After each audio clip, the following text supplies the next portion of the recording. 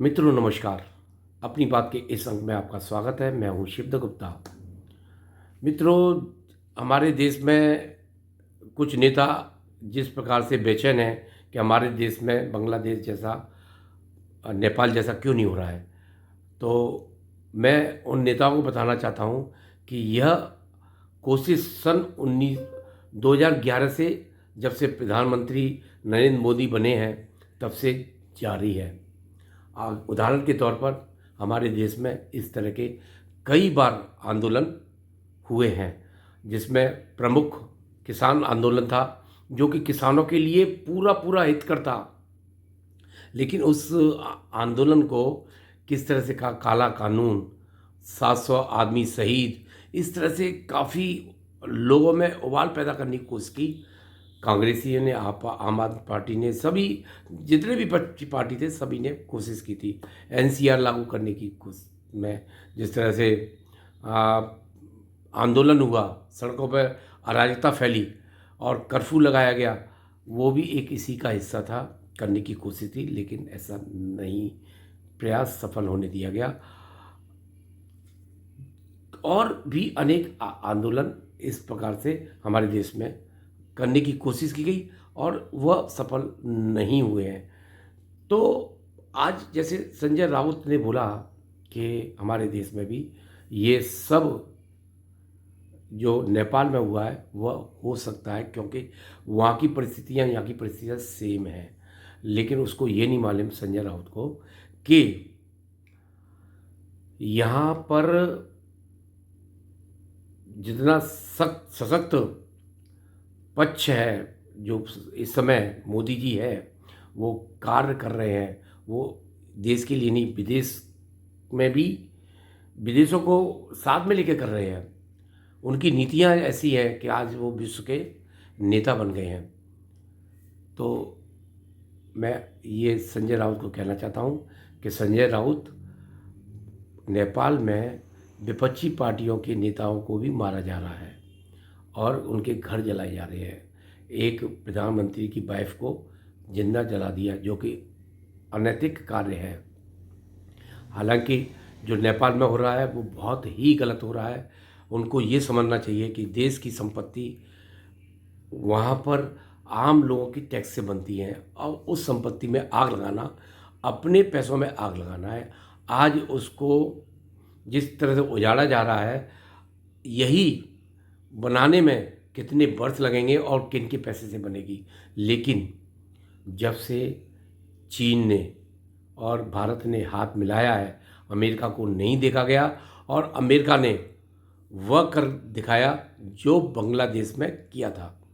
हमारे देश में भी डीप स्टेट है, जिसके प्रमुख मैं तो कहूँगा राहुल गांधी है। राहुल गांधी अभी विदेश यात्रा पर गया, बिना बताए, बिना सिक्योरिटी के, बिना कुछ भी कहे।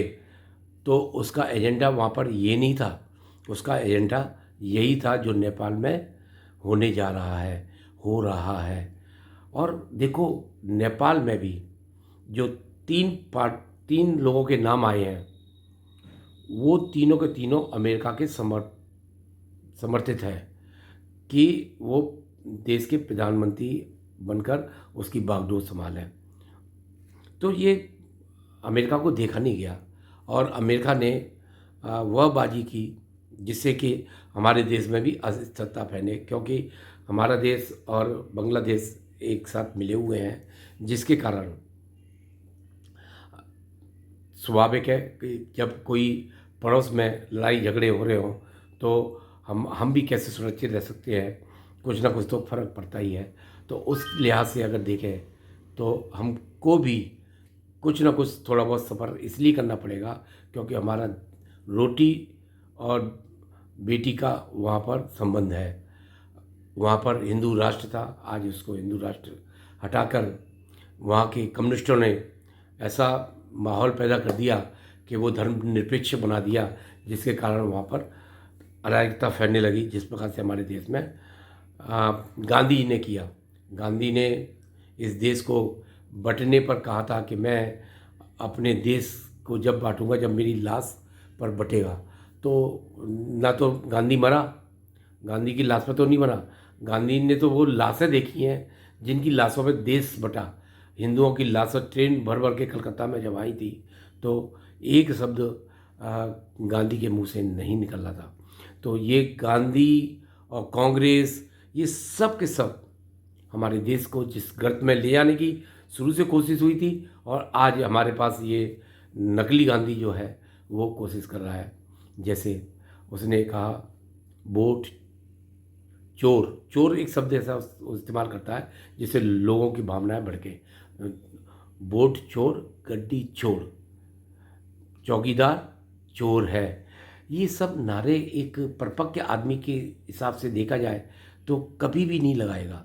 लेकिन राहुल तो राहुल गांधी है, पप्पू है, सबको मालूम है उसके अंदर कितनी अकल है। तो मित्रों, जिस प्रकार से नेपाल में हो रहा है और बांग्लादेश में हुआ, श्रीलंका में हुआ, ऐसा ख्वाब लेकर हमारे विपक्षी पार्टी बैठे हुए हैं, वो कभी ज़िंदगी में पूरा नहीं होगी। क्यों? क्योंकि यहाँ की सशक्त राजनीति और वहाँ की कच्ची राजनीति, वहाँ पर 15 साल में 14 प्रधानमंत्री बदले हैं। नेपाल में, बांग्लादेश में तो अमेरिका का डायरेक्ट हाथ था, डीप स्टेट का हाथ था, तो वहाँ पर सत्ता परिवर्तन हो गया। और यहाँ पर बांग्लादेश में तो जो कैदी थे वो राजनीतिक कैदी नहीं थे। राजनीतिक कैदी तो एक आध थे, लेकिन गुंडे, चोर, चक्को सबको उन्होंने ताला तोड़ के निकाल दिया। तो ये अराजकता ऐसा नहीं है, किसी देशभक्त द्वारा नहीं की गई है। हाँ, जहाँ तक सवाल वहाँ की प्रधानमंत्री की गद्दी से हटाना था, वहाँ तक तो सही था, लेकिन उसके बाद आग लगाना, मारना, पीटना, ये सब बिल्कुल गलत है। इसके लिए तो कोई भी भला मानुस अनुमति नहीं देगा। लेकिन हमारे देश के विपक्षी पार्टी तो इसको भी राय जायज़ कह रहे हैं कि ऐसा आंदोलन हिंदुस्तान में भी होना चाहिए। तो मित्रों, आप खुद जजमेंट करें कि क्या विपक्षी पार्टी हमारे देश के लिए भला सोच रही है। और अगर आपको ये वीडियो अच्छी लगे तो आप इसको शेयर करें, लाइक करें और सब्सक्राइब जरूर करें। आपका बहुत बहुत धन्यवाद, आपने इस वीडियो को देखा। जय हिंद, जय भारत, नमस्ते।